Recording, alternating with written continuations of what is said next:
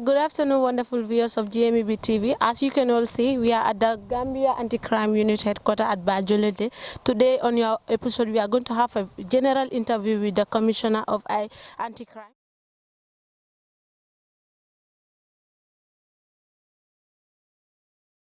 Good afternoon, wonderful viewers of GMEB TV. I am Fat S. Dajo, and then today here I'm with ACP Momodu Sowe, the Commissioner of Anti-Crime. So thank you for having us today. Thank you for having me, Madam Jaju. Thank you so much. Okay, can you give us a brief of who you are for the viewers of GNV TV?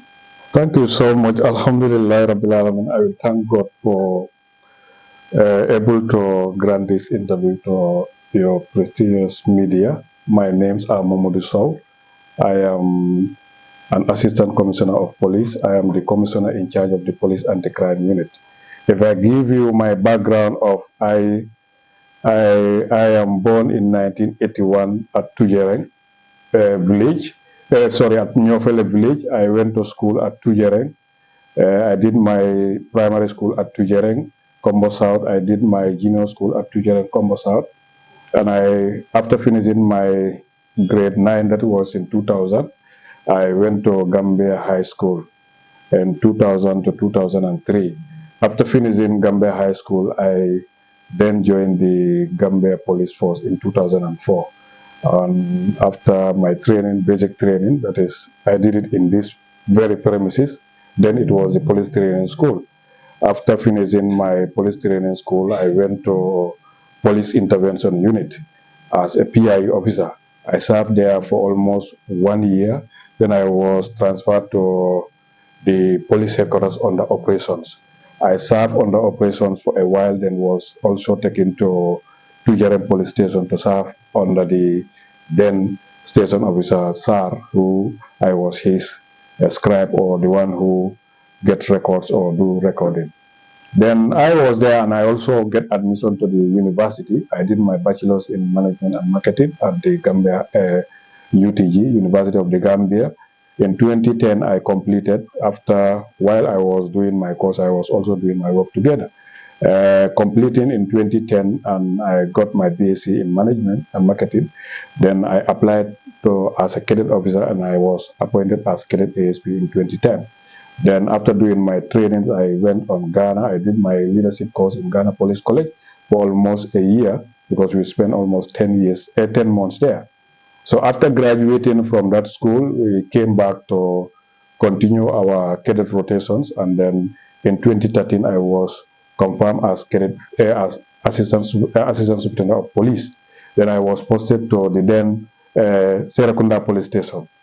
It was a challenge, because as a young officer being posted as one of the most busiest police stations in the whole Gambia, it was a challenge, but thank God I was able to serve there for about 3 to 4 years, when I was also promoted to Superintendent of Police in 2015, and I was maintained there as the officer commanding.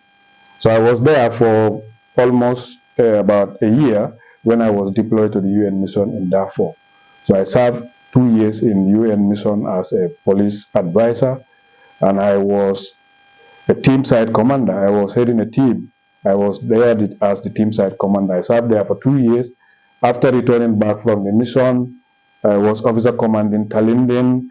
Then I served there about 3 months. After 3 months, I was deployed as the deputy commander of the anti-crime unit. Then my late Commissioner Gorgimbu was the head of the unit. So I have been his assistant for almost 2 to 3 years when I took up the leadership of this unit as now the Commissioner in charge of anti-crime unit. Basically, that is but I have series of training. I went to Turkey on training. I went to Saudi Arabia on training. I went to Madrid, Spain on training. And I have a lot of in-service training within the country too. So that is me, Momodu Sowe, as in charge of the anti-crime unit. Definitely, it's a great portfolio. It's a good one. Okay, so you've been the Commissioner of Anti-Crime. Can you give us the overview of the anti-crime unit in the Gambia? Thank you so much. Anti-crime, as we all know, that is the police anti-crime unit, is the patrol unit of the Gambia Police Force. And our main responsibility is to patrol within the vicinity or within the community to deter crime happening. We do more of proactive policing, that is to make sure that crime doesn't happen. But in case if the crime is happen, we try to detect it and arrest the culprits. So our routine duty is patrols. In the patrols, we do arrest suspects, and then when we arrest them, we have here the charge office, that is the where we receive, or we can say it uh, is the customer care of the police. That's where complaints are registered. When we brought in suspect, that's where we take them. We try to find out who and who is connected to a crime. Then whenever the matter is need to be investigated, we have also the CID office that it will be sent to the CID office to do the investigation. After the investigation, files are compiled and then we send it to the prosecution. In anti-crime here, we have the prosecution unit also here. We have our own prosecutors that whenever the file is ready, we do the basic needs that need to be in the file, then we will send it to the prosecutors, and then the prosecutors will send it to court, and then the courts depends, because securing conviction depends on the evidence you put in place. So definitely that is our normal routine. We also involve in guard duties. Sometimes we send people on certain places to conduct guards, and also when there is kind of riot, we give a backup to the PIU to also help in whenever riot happens. We also help in arresting culprits that involve. So basically our routines is patrols to deter crime happening. Once crime happens, we detect and arrest and prosecute. Okay, thank you so much. As we all know, arresting is not easy. So what are some of the challenges you, the anti-crime people, face out there in the public? There are numerous challenges. I will mention few of them because we know the work is not easy, as we know how fighting crime is one of the most difficult tasks to do as a police officer, because crime is everywhere and development goes with crime. Some of the challenges we do face, sometimes some of these criminals or suspects are armed with weapons. Even not long ago, one of our officers was stabbed on the hand while trying to pursue a suspect. So basically, we do encounter serious issues, like sometimes our officers do encounter injuries during their patrols, or during when they are encountered with criminals. At times, sometimes we do also have challenges from sometimes community people, because we will be pursuing a suspect.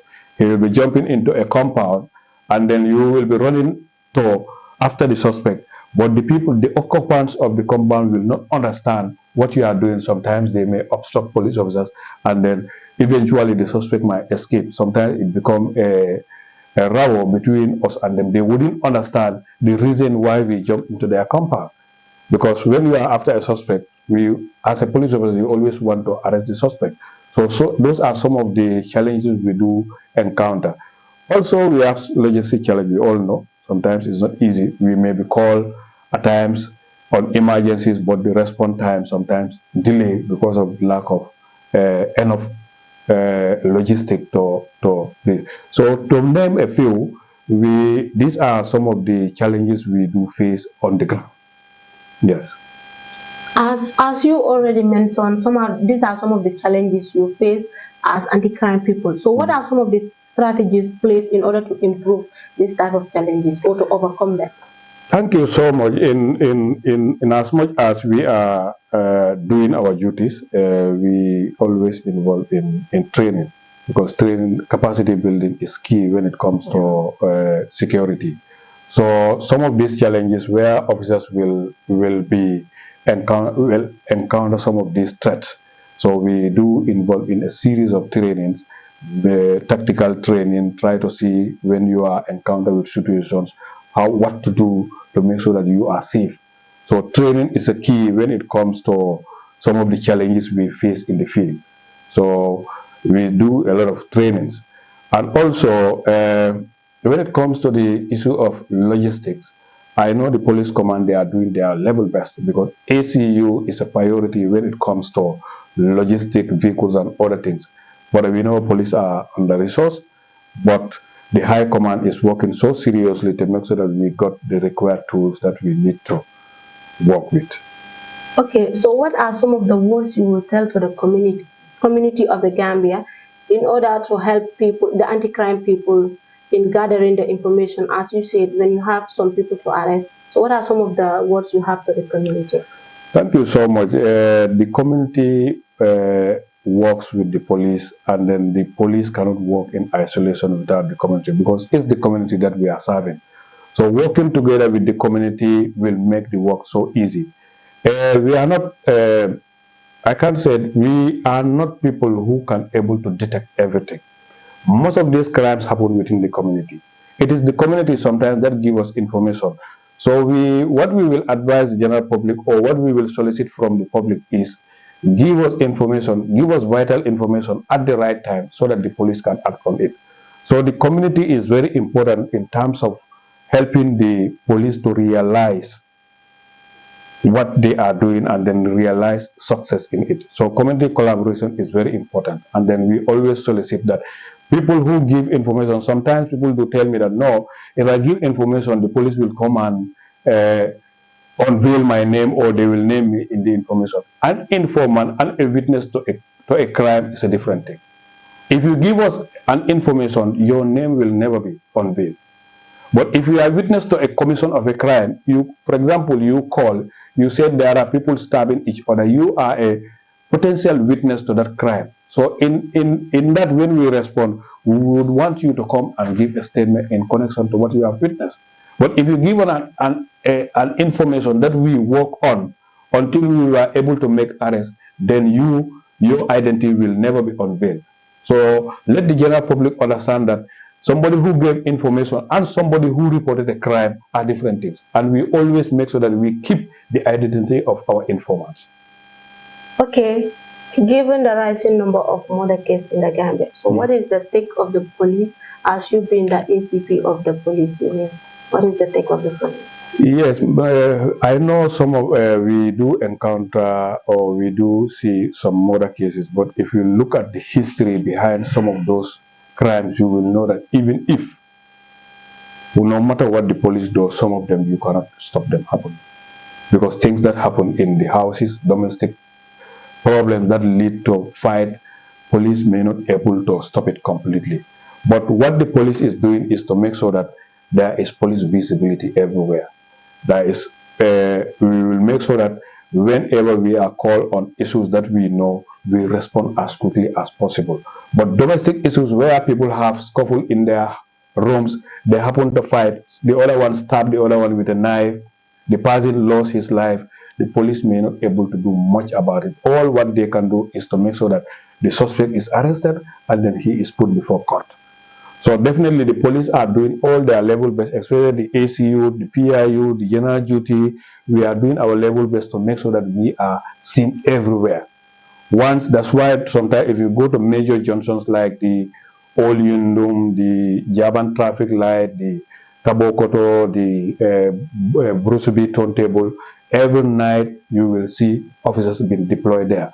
All because it's to make sure that whenever something happens, you can quickly roster those people and they will respond to crime. So the Office of the Inspector General of Police is trying to make sure that police are present in every strategic locations, especially these major junctions, because if anything happens within Tabokoto, you can quickly rush to that junction, inform them. If they are not available, they will, if they don't have a mobility, they will inform the nearest patrol team. Because right now we have patrol teams that are, we have patrol vehicles that are at the police garage. So whenever there is a need, you only call for a vehicle. The vehicle will come and then you will respond to the crime scene. So definitely the police visibility is what the police command is saying, 80% on the street and 20% in the offices. Okay, thank you so much. If you compare the Gambia the accident rate of the Gambia to other nations, the Gambia rate is very high. So what is the take of the Gambia police force in order to reduce that rate? I may not actually say exactly, but I knew the police command is doing a lot. I'm not the head of the traffic. The traffic is under a commissioner, but the police is trying to build up the traffic mobile, I think traffic highway unit that is going to control the rate of accidents. Because if you notice that of recent, even some of the trainings they conduct them here. So the traffic office is also trying to map out what are some of the challenges, what are some of the causes of these traffic accidents. So the police, the mobile traffic commissioner is doing a lot, and then the police command also is doing a lot to support it. That's why very soon you will see the traffic highway police who will be patrolling the highways at any time, and then any accident that happen, they will make able to make sure that they take care of it, and then they do the necessary things that is needed. Okay, thank you so much, Mr. Sowe. Okay, so we all know human beings are not perfect. So what charges will be charged on your employee or a who go against the law? Okay, thank you so much. You know, the police is under a command, and then the police have a special office that's complaint and discipline or standards. It has different names, but what is important is if anybody who have a complaint against a police officer, there is a unit that you go and report. They will investigate and then report directly to the IGP. So let the general public understand that the police are not above the law. We are there to implement the law, but we should respect the rights, the fundamental rights of the people. So anybody who thinks that your right has been tampered with or your rights has not been given, and then you feel that the police has done something that is not right, you have a place to report, and then the matter will be investigated. They are very powerful because they report to the office of the IGP direct. There is no command between them and the office of the IGP. So definitely the police take it seriously. When you have complaints against any police officer, go to that office, or even if you want, you can even go to his command. If his command, direct command, cannot solve the problem, you can equally go to the complaint and discipline, and then they will investigate. If the fan is found wanting, they will do the disciplinary measures. Thank you so much. So after all these things, all these challenges you guys have gone through, what are some of the future plans and development you guys have at anti-crime? Thank you so much. The unit is developing because if we realize this year we encounter a lot of successes, even though we have some challenges or some tragedies that happen along the way. This year 2023 was a very challenging year for us, because if you all know, we lost 2 of our officers during that Jabang traffic light shooting incident. But thank God, the greatest success we were able to arrest a suspect in connection to that case within 24 hours. That is a tragedy, but there was success in it, and then the matter is only at court. Also, this year we were able to celebrate our 5 years of achievement since the unit was established. We did that. We also try to strengthen the strength of the unit by opening a temporary operating base, that is a patrol team at Jabang. We also have the PIU at Burfoot. They are amalgamated to the anti-crime so that we can widen our distance. We also have another office at Kotu. But in what we are planning to do is, this unit is not only concentrating on crime fighting. We are looking above that, because we all know we are expecting to host the OIC this year. And then some of these conferences, you may face a lot of security challenges, because terrorism and all those things, international crime, all those things are happening. So the unit we have a team here that is training to make sure that any attack or any other thing that happens, they can able to respond and then make sure that they fulfill everything. So the unit is not only concentrated on crime fighting, we do a lot of training on counter-terrorism, and whenever such attacks or we are about to encounter such, they can able to respond at the right time. Okay, thank you. So, Mr. Sowe, can you give us, let's say, your last words, or what you have for the public in order for them to help the Gambia anti-crime unit to move on? Thank you so much. We are soliciting from the general public that we need their support, because we cannot work without their support. If they have vital information that they think they can share with us, let them share with us, and then we will work on the information. Together we can make the Gambia safe. When it comes to logistics, if anybody have anything that you think you can help the Gambia police force, you want to help the anti-crime unit, you can channel it through the office of the IGP, it will reach to us. So we have a logistic challenge, we all know that is generally in the Gambia police force, but definitely our collaboration with the general public is very important. Most of the cases that we investigate and get success is because of the community giving us vital information. We work on those information and we were able to get success. So collaborating with the community is what we solicit from the general public. Okay, well, viewers, this was GMEB TV, and then we have Momodu Sowe, the Commissioner of Anti-Crime Unit Gambia. Momodu Sowe, thank you so much. We are very glad for having you here. Thank you so much.